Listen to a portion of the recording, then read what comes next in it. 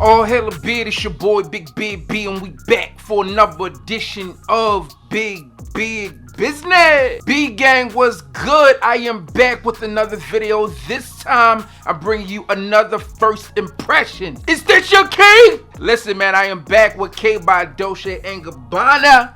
Listen, all right, so I first came across this fragrance from Kevin Samuels. He hit me up. I was driving home one day, me and the missus. He hit me up and said, B, I got this fragrance. Do you know what it is? And I had never heard of it. He sent me a picture. I'm like, nope, don't know what it is, so you got to buy it. And it is finally here, and it's called K by Dolce & Gabbana. I feel like you have to say that piece. Well, not that I feel like that. That's what they told me. Like, you have to say the K, and you have to add by Dolce & Gabbana. So here we go, man.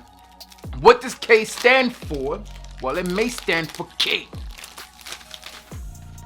There you go, man. Obviously, you see your presentation. You see me unboxing this thing. Fuck that box. Here we go, man. So here's the presentation for K by Dolce & Gabbana. All right, so here's the thing, man. So this bottle is simplistic, but it has a crown on it. And I think the crown is a bit cheesy. But nonetheless, we're going to try it out, see what this fragrance smells like, because that's what's important. And before I get into the smell of this fragrance here, let me tell you the price point on this one. Now, I actually saved $25 on this fragrance. They had a promo going on that if you spent $100, then you got $25 off of your next purchase. So I spent $100, got my $25 off, and this one came to $73.83 with tax, which means it was $69. Not a bad price, $69 for 100 ml. I feel like that's like gray market prices for a fragrance when it first comes out. So I feel like I won in that aspect of things.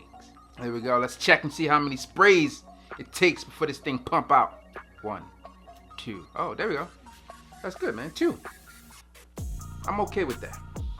Right now, I can tell you it smells pretty fresh. So on first spray of K by Dolce & Gabbana, this one is very fresh. Like, it's fresh and it has this zestiness to it as well. So I'm going to assume there are like a bunch of citrus notes in here or just some high-powered citrus notes in here. So some type of orange or something, because it's definitely zesty.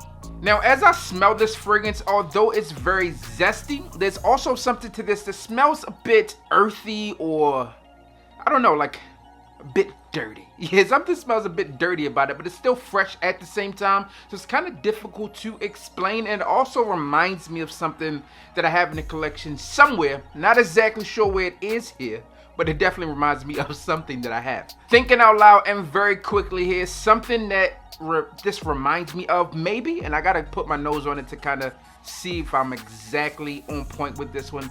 It's gonna be one of 3 things. It's either something from Mas Milano, either something from Argos International Pour Homme, or something from Commodity.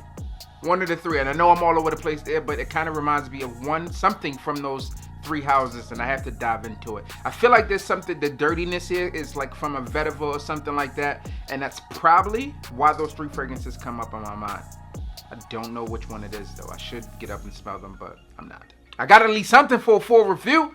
So first takes and first impressions on this one. This one is definitely a manly fragrance, one that you can wear and possibly the ladies will enjoy, but you're definitely going to smell masculine. I don't think this is going to offend anyone, but it's like a fresh, zesty, earthy type of fragrance, and I gotta wear it, see how it performs on skin, see what the compliment factor is like to give you guys a full rating on this one. But this one is definitely something different than we've come to expect from Dolce & Gabbana, at least something different than I've come to expect from Dolce & Gabbana. Obviously, you also have the one and its flankers. You also have the light blue, and you also have Dolce & Gabbana for men, the regular one, right? And I feel like this is a good fragrance on first impressions. So I'm interested and not happy.